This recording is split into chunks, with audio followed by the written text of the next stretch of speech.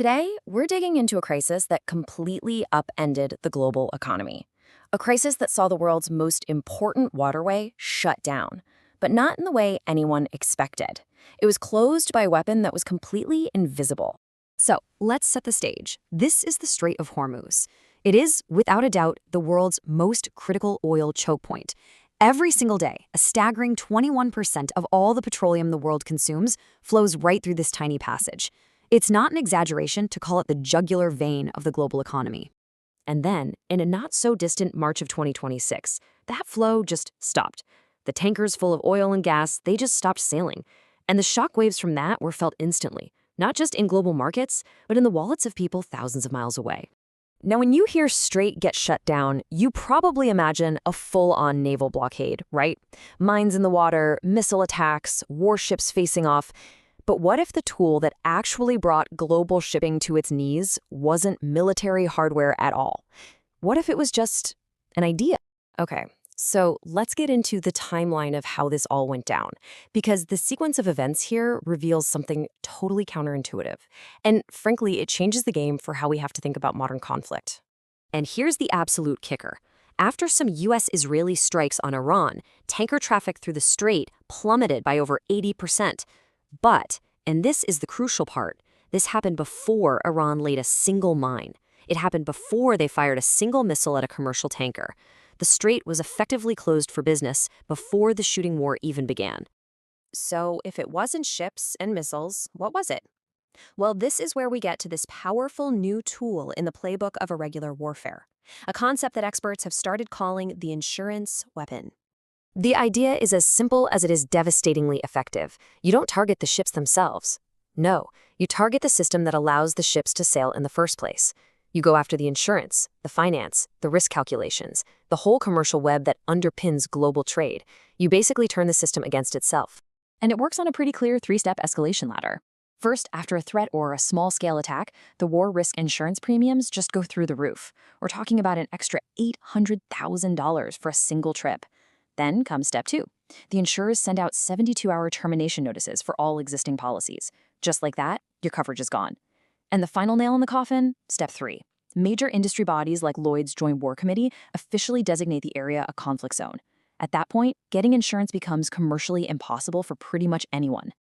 And this is the most brilliant part of the strategy. It's self-enforcing. The adversary doesn't have to maintain a costly, difficult blockade. They just have to light the fuse. After that, the market's own logic takes over. The ship owners, the banks, the insurers, they all make the rational choice to stay away. The system shuts itself down. You know, this isn't just a clever new tactic. It really signals a fundamental change in the rules of the game when it comes to these kinds of conflicts. Just think about how different this is from the last big fight in these waters, the tanker war back in the 1980s. That was a brutal, years-long slog. We're talking about attacks on over 400 ships and a massive, expensive U.S. Navy operation just to keep some of the oil flowing.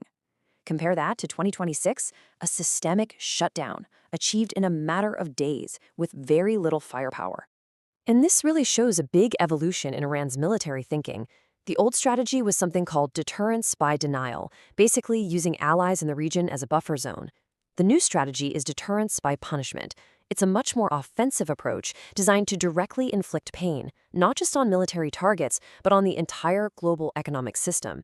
It's a strategy tailor-made for a war of attrition. Now, this insurance weapon didn't happen in a complete vacuum. It was supercharged by a few very specific, very targeted military moves. Things like laying a few modern sophisticated mines, launching some drone strikes, and, this is key, hitting the bypass pipelines and terminals. Why? To eliminate any and all workarounds, making the strait the only option, and an impossible one at that. When a choke point this important gets clogged, the problem doesn't stay local for long. It sends shockwaves around the entire planet, and it forces big global powers to take a hard look at just how vulnerable they really are. Let's just take China as an example.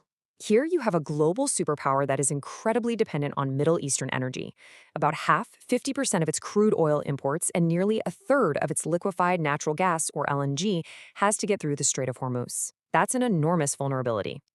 And while China does have a pretty big stockpile of oil to get through a short-term crunch, its options for a natural gas disruption are, well, they're not great. It really boils down to a terrible choice. Either force its massive economy to use less energy, which would be incredibly painful, or go out on the open market and pay astronomical prices to outbid everyone else.